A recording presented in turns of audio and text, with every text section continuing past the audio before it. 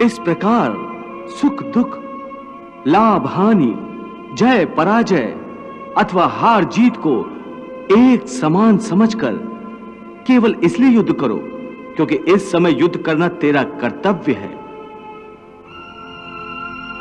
और यदि इस मानसिक वृत्ति से इसे अपना धर्म समझकर युद्ध करोगे तो तुम्हें उसका पाप नहीं लगेगा। ये क्या कह रहे हो केशव कि युद्ध करके पाप नहीं लगेगा?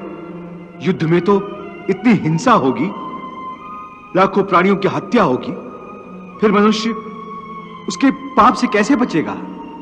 यदि कोई भी कार्य निष्काम कर्म योग की रीत से किया जाए तो ना उसका पाप लगता है और ना उसका पुण्य मिलता है।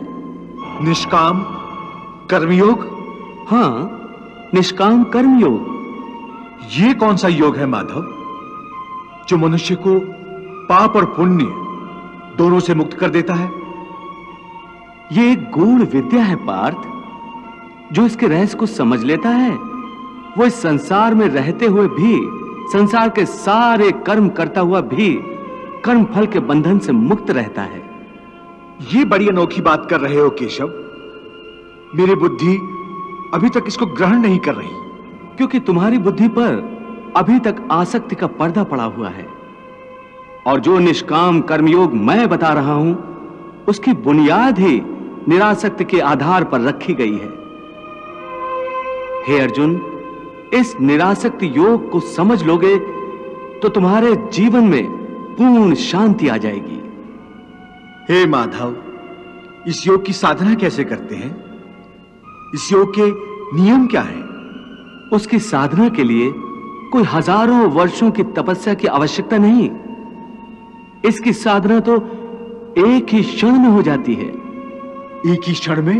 हां, एक ही क्षण में। जिस क्षण में प्राणी अपने मन का रवैया बदल लेता है वही क्षण।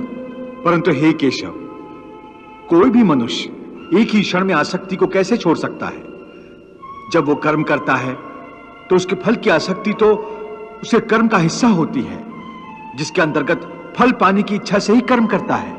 हे अर्जुन, बस यहीं से निष्काम कर्मयोग की साधना शुरू होती है। अर्थात तुमने कहा कि प्राणी फल पाने की इच्छा से ही कर्म करता है, परंतु निष्काम कर्मयोग यह सिखाता है कि फल पाने की इच्छा से नहीं, बल्कि अपना कर्तव्य पूरा करने के लिए, अपने धर्म का पालन करने के लिए कर्म करो। फल पर भरोसा रखकर कर्म मत करो, क्योंकि फल पाना तुम्हारे हाथ में नहीं, तुम्हारे अधिकार में केवल कर्म करना ही है।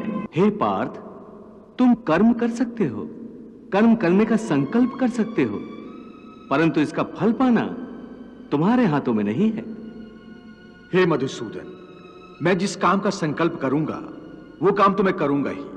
जब भोजन करने का निश्चय करके बैठूंगा तो निवाला उठाकर मुंह में रखूंगा ही, तभी तो उसे खाऊंगा।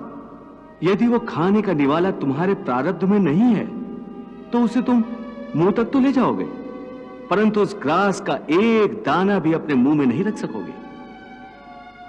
हे अर्जुन, केवल कर्म का संकल्प ही प्राणी के अधिकार में है, उसका फल प्राणी के अधिकार में नहीं है।